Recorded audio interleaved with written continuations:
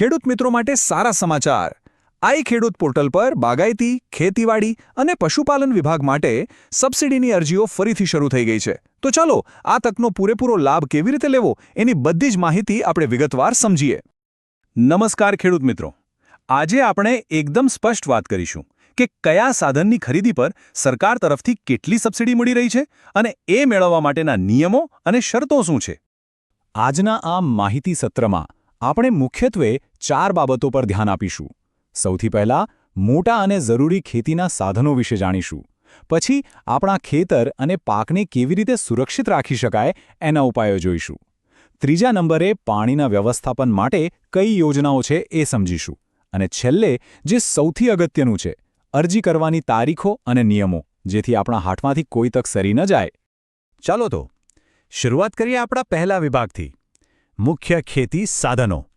આ એ મશીનરી છે જે ખરેખર ખેતીના કામને ગતિ આપે છે અને ઉત્પાદકતા વધારવામાં મદદ કરે છે. અને આ લિસ્ટમાં સૌથી પહેલું અને સૌથી મહત્વનું સાધન આવે છે ટ્રેક્ટર. આપણે સૌ જાણીએ છીએ કે આધુનિક ખેતીનો પાયો જ ટ્રેક્ટર છે, અને સારી વાત એ છે કે સરકાર એના પર મોટી સબસિડી આપી રહી છે. જુઓ, આ રકમ કેટલી મોટી છે! નવું ટ્રેક્ટર ખરીદતી વખતે સરકાર તરફથી મળતી આટલી મોટી સહાય ખરેખર ખૂબ જ મદદરૂપ સાબિત થઈ શકે છે. પણ હા, આ સબસિડી મેળવવા માટે એક મુખ્ય શરત છે. ટ્રેક્ટર 20 હોર્સ પાવરથી લઈને 60 હોર્સ પાવરની વચ્ચેનું હોવું જોઈએ. જો તમારું પસંદ કરેલું ટ્રેક્ટર આ કેટેગરીમાં આવે તો તમને પૂરા ₹1,00,000 સુધીની સબસિડી મળી શકે છે. ટ્રેક્ટરની વાત તો થઈ, પણ એની સાથે વપરાતા બીજા સાધનોનું શું?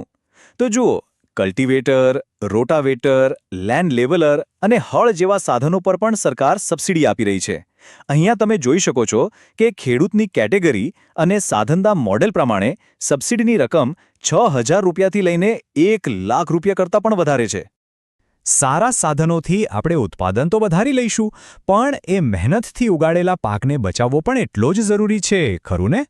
તો આપણો બીજો વિભાગ આ જ વિષય પર છે, ખેતર અને પાકનું રક્ષણ.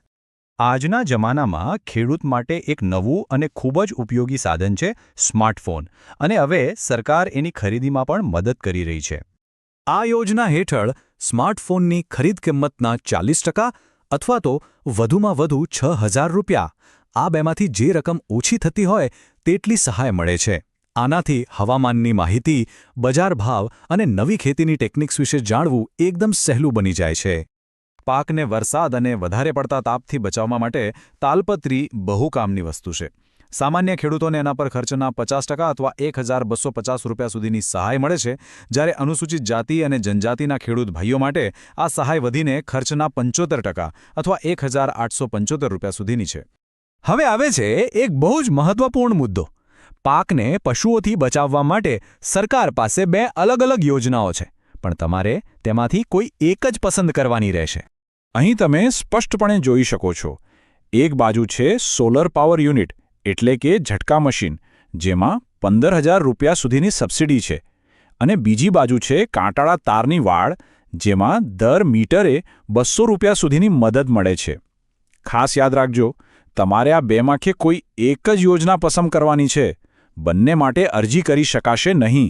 અને હા, જો તમે વાડ બનાવવાનો વિકલ્પ પસંદ કરો તો આ સરકારી નિયમોનું પાલન કરવું એકદમ ફરજિયાત છે.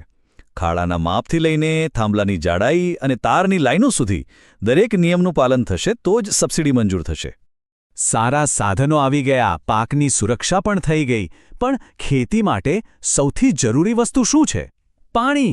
તો ચાલો હવે આપણે પાણીના સારા વ્યવસ્થાપન માટેની યોજનાઓ પર એક નજર નાખીએ.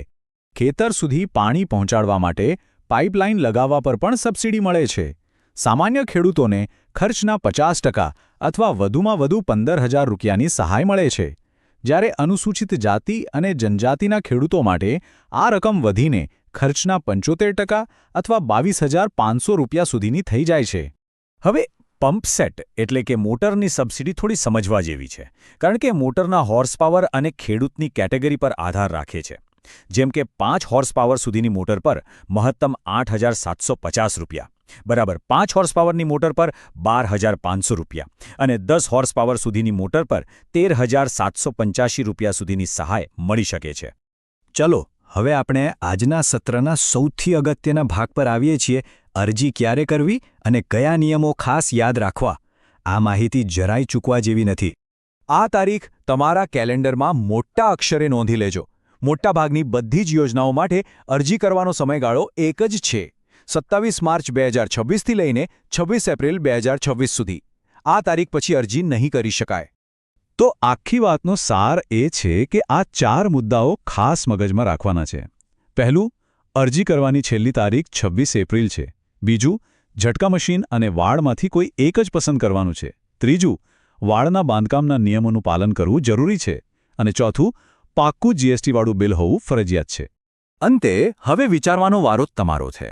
તમારી જમીન, તમારો પાક અને તમારી જરૂરિયાતોને ધ્યાનમાં રાખીને આ બધી યોજનાઓમાંથી કઈ સબસિડી તમારા ખેતર માટે સૌથી વધુ લાભદાયી સાબિત થશે? આ પ્રશ્ન પર શાંતિથી વિચાર કરો, યોગ્ય યોજના પસંદ કરો અને સમયસર અરજી કરવાનું ભૂલતા નહીં.